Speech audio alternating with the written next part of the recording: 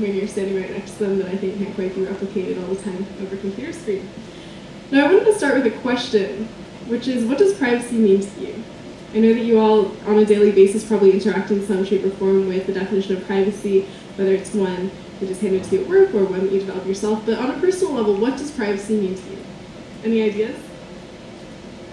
Choice. Choice? Not having my stuff used in a way I didn't okay.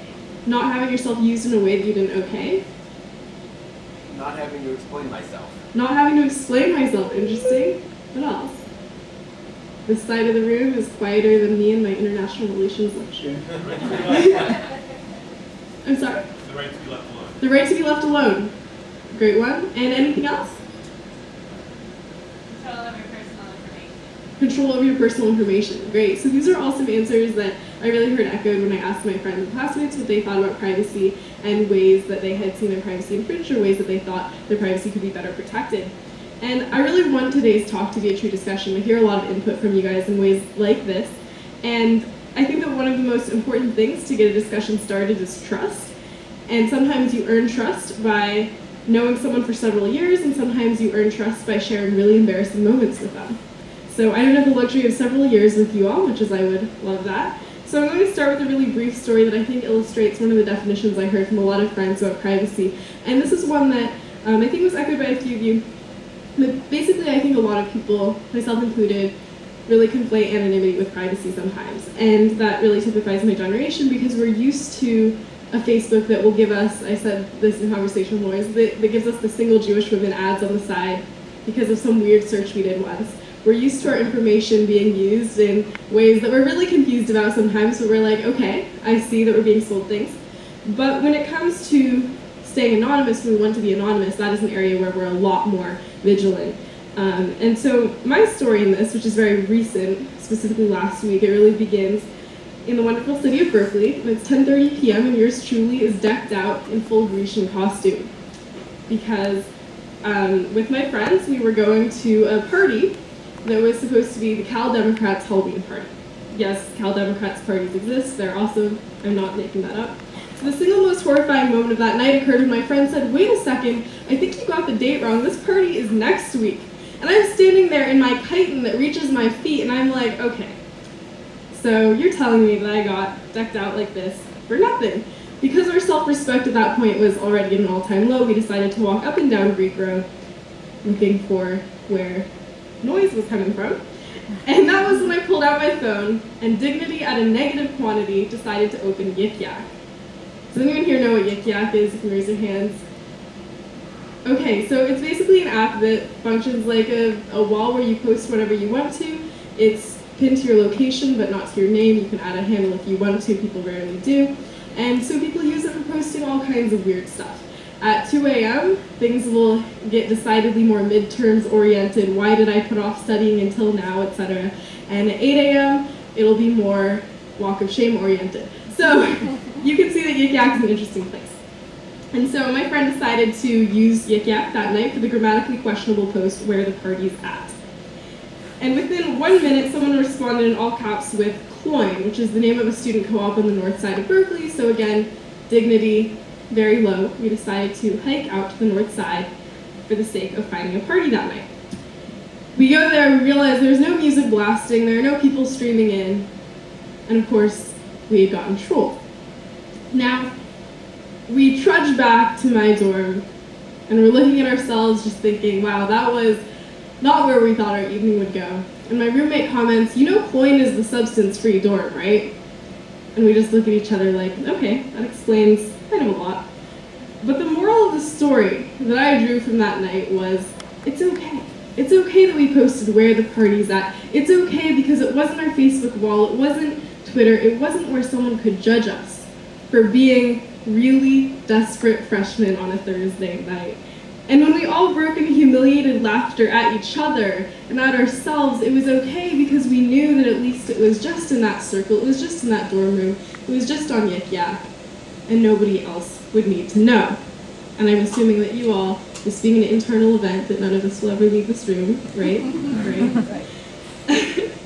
Now, the desire for anonymity that pervades my generation, that is seen so often on Thursday nights or Friday nights or really any night, it finds satisfaction in everything from Yik Yak to Secret to Whisper, 4chan, Reddit. There are so many places where you can go if you want to make up a name or not even need to have a name at all. I can still remember being this little kid on the internet and discovering a website which I'm still not 100% sure I know how to pronounce, Omegle. Fingers crossed that's how you say it.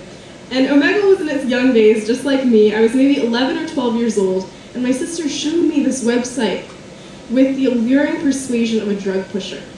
I'm not kidding. She whipped out her laptop, and she said, "Look at this," wisely. "You can talk to strangers."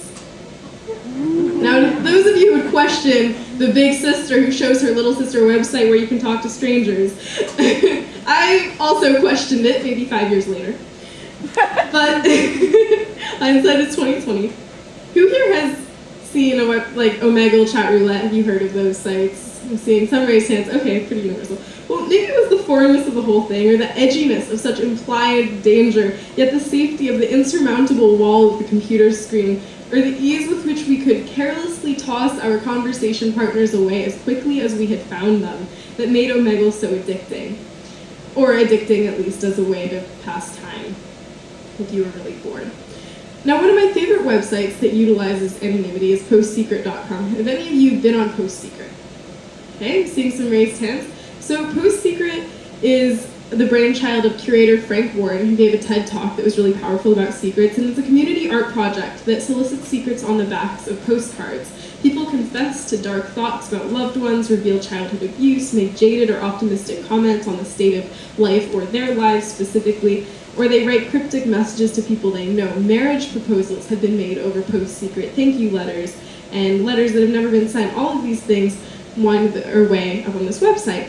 And so when I was a confused 14-year-old, just starting my sophomore year in high school, I sat next to this tall senior in my AP Art History class, and he instantly became the subject of an intense, confused crush, which I wrote about to PostSecret.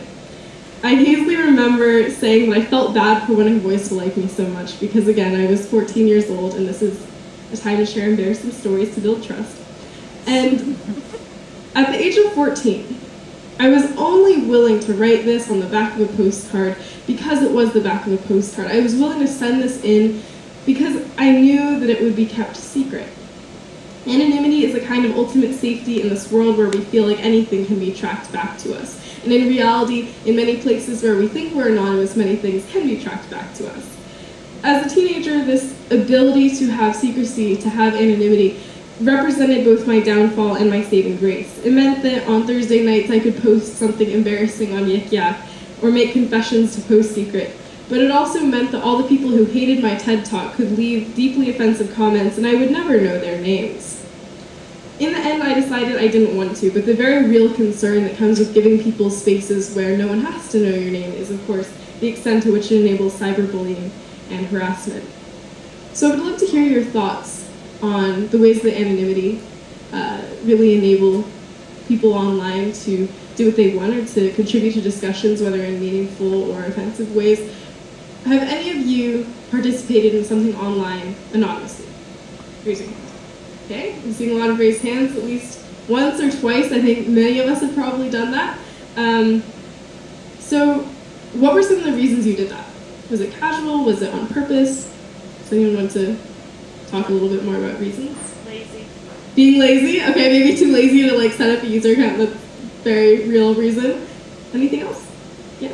So like remove personalities or ego from the conversation? To remove personalities and ego from a conversation. Really powerful reason. Any other reasons? What about, oh yeah. Lack of commitment, doing it be me, which is like not knowing how my great interaction with that place. Lack of commitment. I really like that. Is there a time when you've ever been anonymous because you wouldn't be able to say the things you said if your name was attached to them? I know that for myself, like definitely, I made comments on things that weren't mean but were more opinionated than I would feel comfortable with being in my own skin, which is maybe a reflection on how I used to be more comfortable with being loud and being outspoken. But I think that's an experience that is shared by a lot of people, where they are anonymous because they feel like they'll be penalized if they speak up on an issue that's important to them. or they remain anonymous because they don't want an experience that they've had that may be traumatic or fairly defining to be associated with them in that way. And so it's incredibly important, I think, to have those spaces for people. Now, a strange addition to my point about how much young people value anonymity, though, is also that we share more and care less. There's this really good article in The Atlantic entitled Why Kids Sext, and it describes the trend of all these high schoolers and middle schoolers using explicit photos as a sort of social currency. And law enforcement officials reported being utterly confused as they called all these people into their offices, or they would call people up for investigations, because in many cases the trading of these photos is child pornography. But they would talk to these girls who had explicit pictures visible online, and they'd be like, "We have really bad news for you. Like, these photos of you, we've been finding them on multiple devices." And in some cases, they would receive blank stares from the girls, and the comment, "That's okay. I wanted them up there," or "It's not a big deal." And the law enforcement officials were completely shocked, because it was like naked photos of you on a website, on Instagram, on some kid's phone. Like, this doesn't matter to you, or this doesn't set off alarm bells. But in some of these cases, the kids were like, "Yeah, not a big deal." Not a big deal. Our generation's focus on sharing means that all of our countless small rebellions are detailed, maybe photographed or filmed, uploaded, posted. Every single infraction we committed, every style faux pas we made in high school, it's getting uploaded, tagged, shared, and in many cases part of that permanent digital trail, that record. Because even when somebody posts something on Facebook they regret and they take it down 2 minutes later, 2 minutes is easily enough time for someone to take a screenshot on their iPhone and share it with other people. But this brings me to another important point. As a result of our long trail of digital footprints, increasingly every rebellion we undertake, whether out of youthful folly or something longer lasting, I think that it affects how we judge or don't judge society and ourselves. As we grow up, the ubiquity of material that might put us in a bad light somewhere, somehow, combined with our habit of transparency and expecting sharing, will lead to greater societal tolerance. If we adhere to the idea of "let he who has not sinned cast the first stone," we'll be hard-pressed to pass judgment on our peers. So instead of calling all the time for self and institutional censorship, as so many generations before us have done, I think that many members of my generation will call for greater understanding. And that's already been happening if you just look at the fact that Bill Clinton had to say about marijuana use, "I did not inhale," but Barack Obama openly admitted to pot and cocaine use in high school and college in his book Dreams from My Father, with little more than murmurs resulting from the opposition in either 2008 or 2012. As we rebel in different ways, we share more, and we find that we cannot outgrow our rebellions just by throwing something away, because you can't exactly burn a digital trail. We have to learn to deal with their existence in our digital footprints. If photos of things we've done exist, why deny that they ever happened? The radical openness that results from the inevitable intersection of sharing and rebellion applies to far more than the privacy settings we use or the images we share. It's also relevant to how we treat taboos in society and ethics. Puritan and Victorian attitudes, remnants of bygone times, really linger a lot in today's culture. I remember growing up, my parents told me there were 3 things you never talked about in polite society. You never talk about politics. You never talk about money. You never talk about sex. But if you try talking about those topics to a group of strangers in a college campus, or I think prefaced by the right things, there's a lot more openness with 17-year-olds, 18-year-olds, and onward. Those unmentionables are probably some of the most interesting conversation topics around.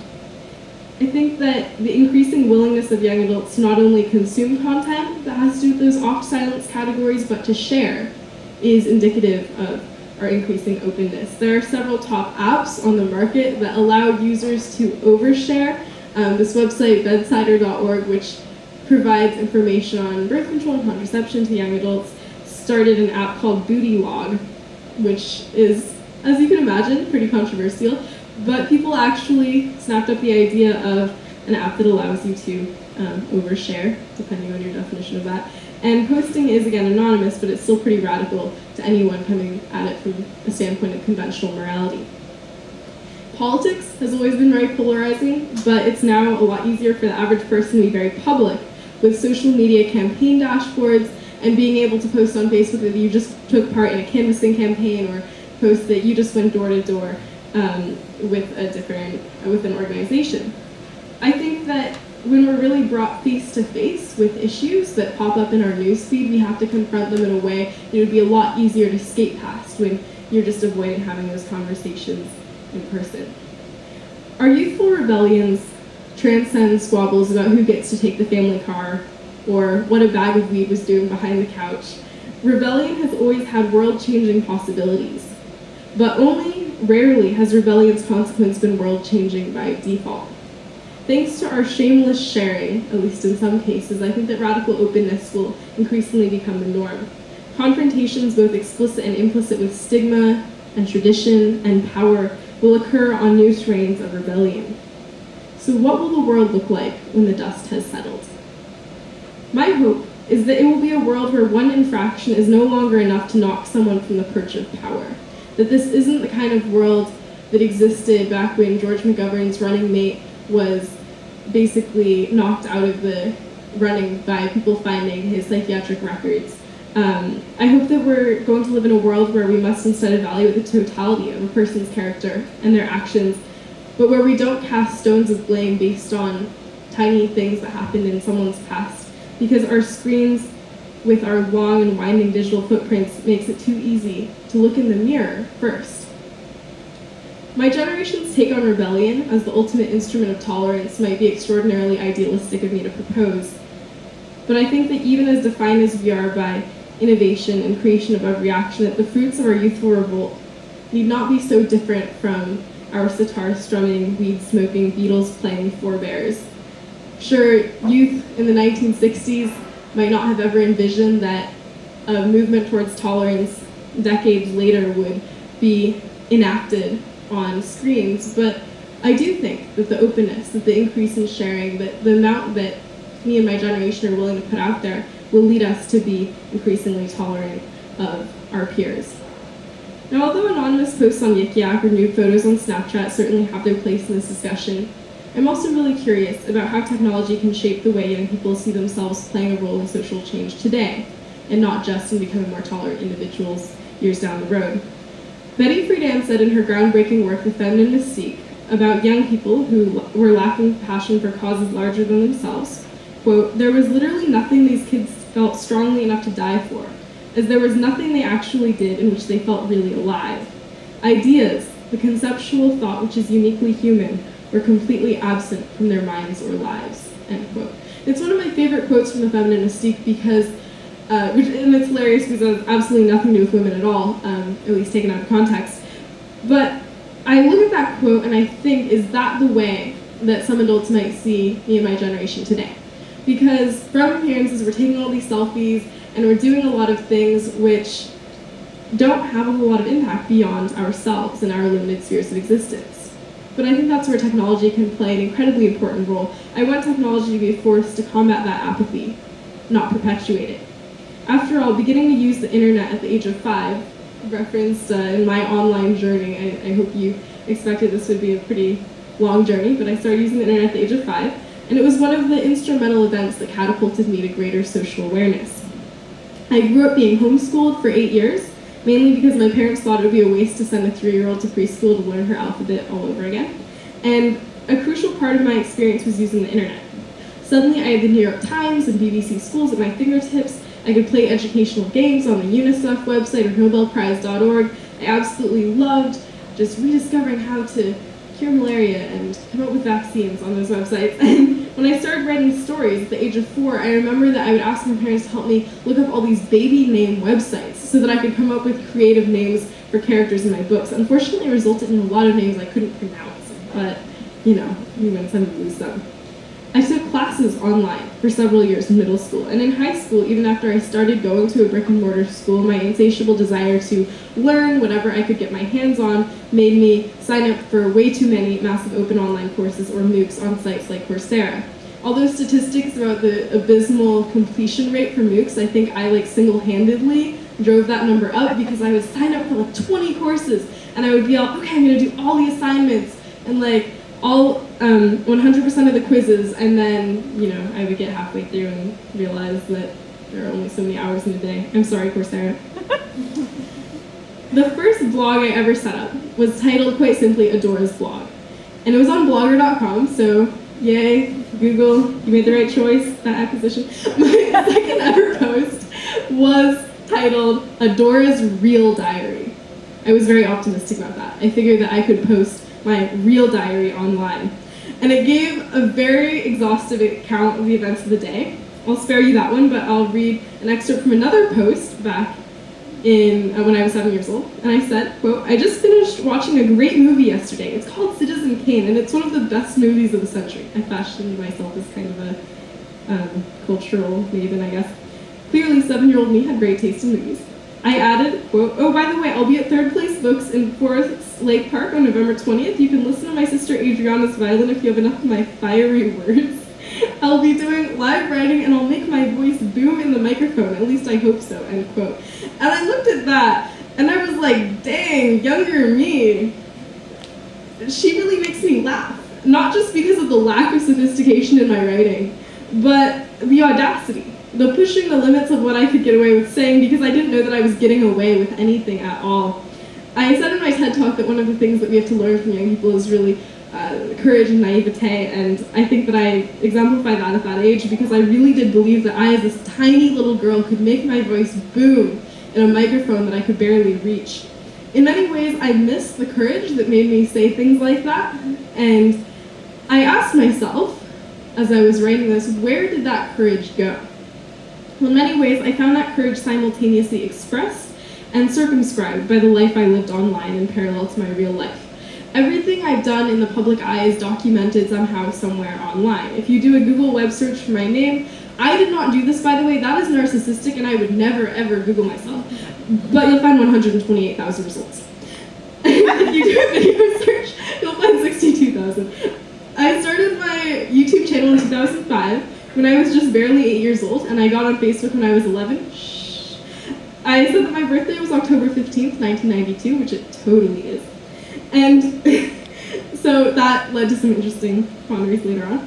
But the trail I've left online is almost as long as the trail that I've traveled in real life.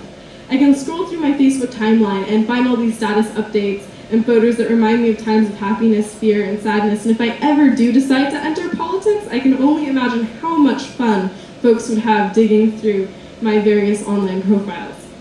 As the politics joke alludes to, there are benefits and downsides to being so public so young. I received tremendous opportunities from being known online, ranging from speaking engagements to being offered positions on committees. And I got teaching opportunities through online video conferencing with schools and conferences around the world. I can remember being 11 years old and having the opportunity to deliver 4 video conferencing sessions with a bunch of students at a leadership conference in Dubai, a place where I had never been. And just being able to connect with a world that was completely foreign from the one that I lived in. It made it a lot more interesting when I actually visited Dubai 2 years later. I was able to see some of the places that some of the students I talked to had referenced, and I was like, whoa, this is pretty crazy, and I'm glad that I lived this life. I also used online tools, including Google Docs, Google Hangouts, to organize a yearly conference called TEDx Redmond with a committee of 20 other high school students, and we attracted over 700 attendees every year. And over the course of 4 years, I had the chance to work with more than 60 speakers, all of whom we found in some way or another because we read about them online. Now this is the rosy picture of my life on the internet. Here was the drawback. As I became more visible, some people became a little too fascinated by my story and my life and began to harass me. There was a show called The World's Cleverest Child of Me, featuring a popular British TV host interviewing kids around the world, including yours truly, and there was a man in Britain who saw that show who started following me on Facebook and Twitter. It seemed very innocuous at first. He would comment surprisingly often on my updates, but that was all. And then he friended my mom, which a lot of my friends don't do voluntarily, but I have a lot of friends who are friends with my mom, but he also friended my dad, which was really weird, because nobody friends my dad. And I mean, my dad's a great dude, but he just never goes on Facebook. And he friended my sister. And that was really weird, because when you friend someone's mom, okay, that's weird. When you friend someone's dad also, that's okay, alarm bells. And when you friend their sister too, it's just what are you doing? He also started sending me frequent and unwanted messages, and when I didn't respond, he grew increasingly angry, and eventually we decided collectively that we would all just block him. Problem solved, right? Easy. But that's where the real problem started. He made new Facebook accounts under fake names to continue following me.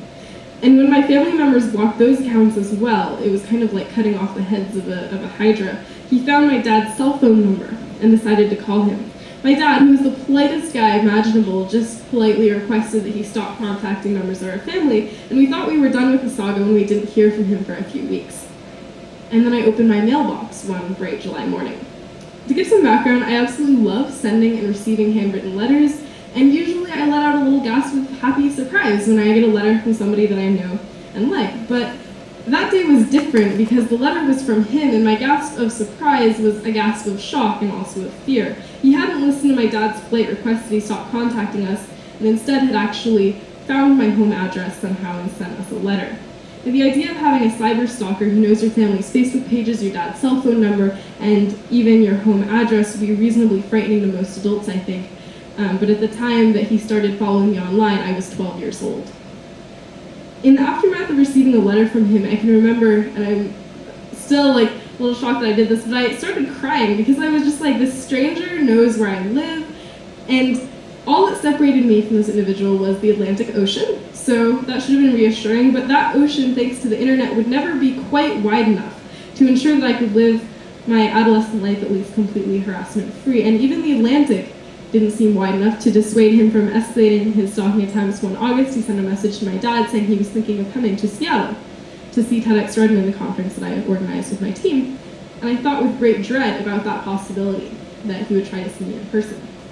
So 5 years after he first saw me on TV in the UK, he continues to be a presence through unwanted messages that go directly to my other folder. My family and I found that he didn't escalate his attempts to try to contact us, as long as we didn't explicitly block him, but we obviously don't accept his friend requests either. It's a very imperfect solution. And if I could wave a magic wand and just make all of that go away, I would. But in 2009, there wasn't much of a resource, and there was certainly no magic wand for a scared 12-year-old who only knew the phrase Facebook stalking by its lighthearted teenage girl definition. The kind of Facebook stalking that you joke about, going through your really close friends' pictures and liking them all. That was Facebook stalking to me, but in 2014 there still isn't much of a resource for a 17-year-old girl who has a wider definition for Facebook stalking, one that includes a list of people like that guy in England.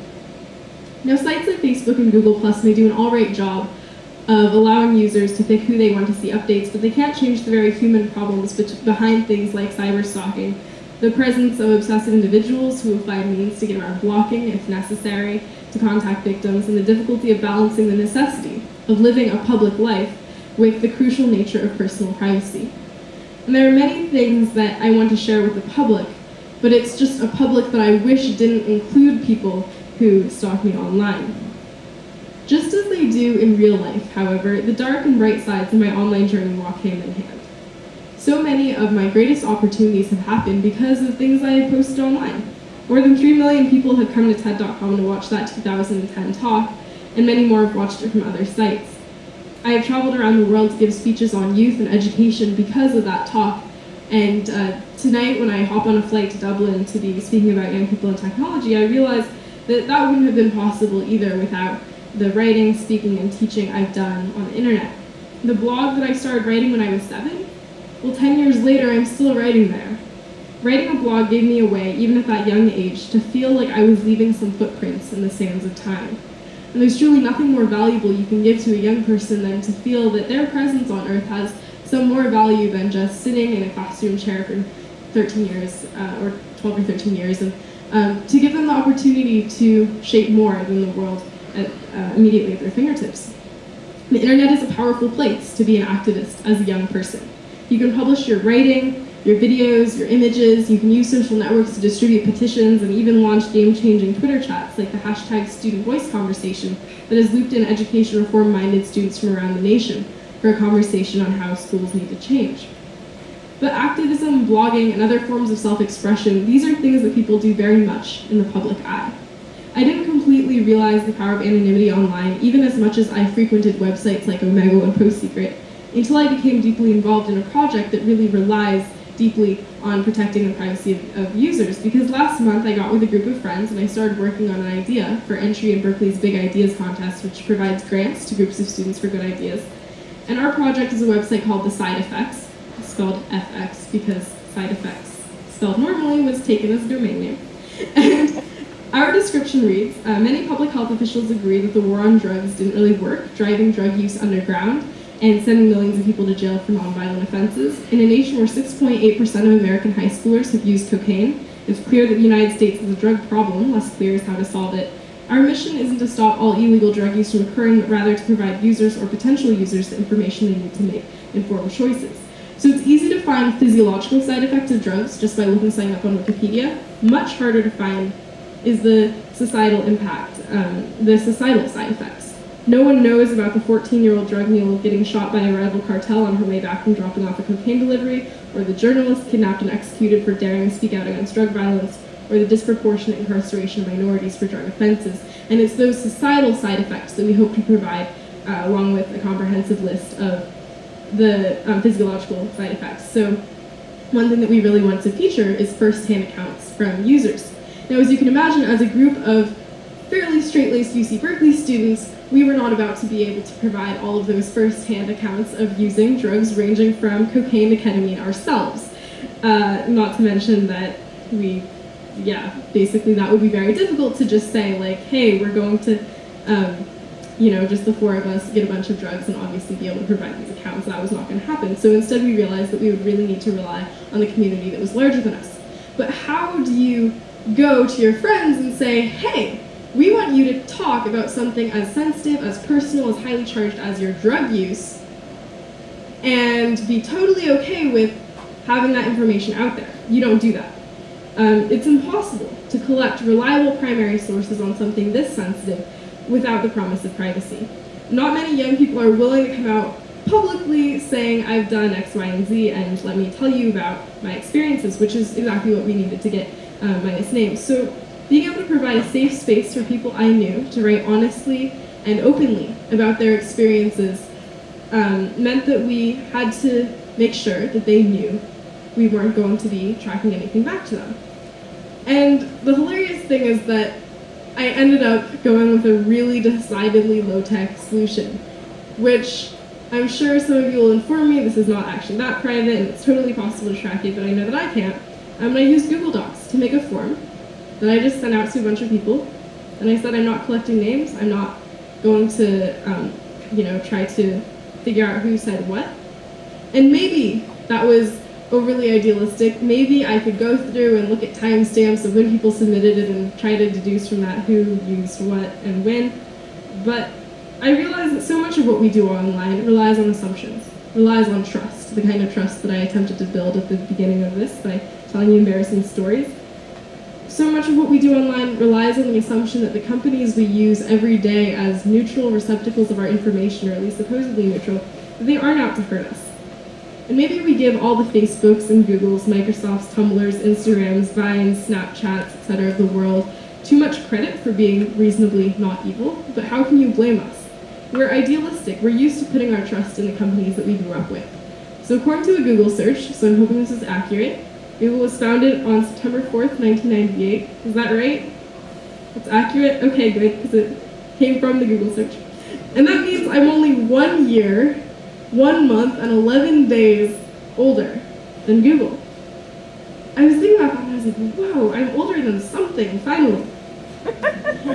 Believe me, being a 17-year-old freshman is an interesting experience. I grew up blogging on Blogger, and filming on YouTube, and emailing on Gmail, and it's weird to think about anything that started in a garage in this way, but today, Google is the establishment. Just like our famed 1960s forebears, today's young people will question the establishment if they're given reason to.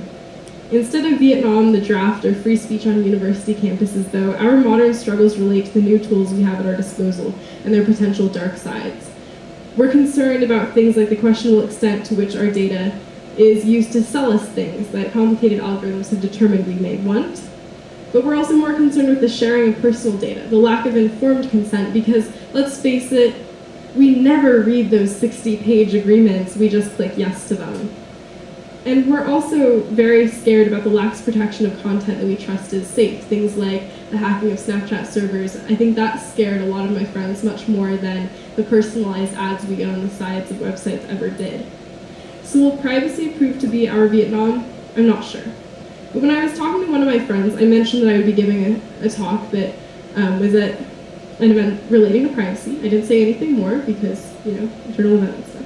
So hopefully y'all are happy. But his eyebrows shot up and he was like, whoa, that's so cool. And then he said, you're going to be on the side of privacy, right? And I looked at him with a quizzical expression. And I was like, wait, say that again? And he's like, you're going to be on the side of privacy. And I thought, wow, I never thought of it as a side that one had to be on. But in reflecting on all of my experiences in a journey growing up on the internet, I responded to him with a resounding yes. Because at 17, I may be young and uninhibited enough to, like many of my peers, move towards a life of more transparency or even oversharing, but at 17, I am also still old enough to realize that I have some thoughts, some moments better left unseen. We love the windows that the internet opens to the world. Oh, that actually kind of works as a pun. Windows, get it? Okay, that was terrible. We love those windows, but we also want the choice of whether or not to open the curtains that keep our lives secluded from casual passers-by or companies or governments to be entirely our choice. Giving young people like me the spaces to express ourselves anonymously, to speak up constructively, and to protect ourselves from the people who would do us harm. These issues, I think, are what my generation thinks of when we're asked, what does privacy mean to you? And they're crucial to the ways young people view the companies we grew up with, and how you all address these issues may very well decide if we choose to stay. Thank you, and I'd be happy to answer any of your questions. I'd love to start more of a dialogue and hear some of your thoughts and your experiences.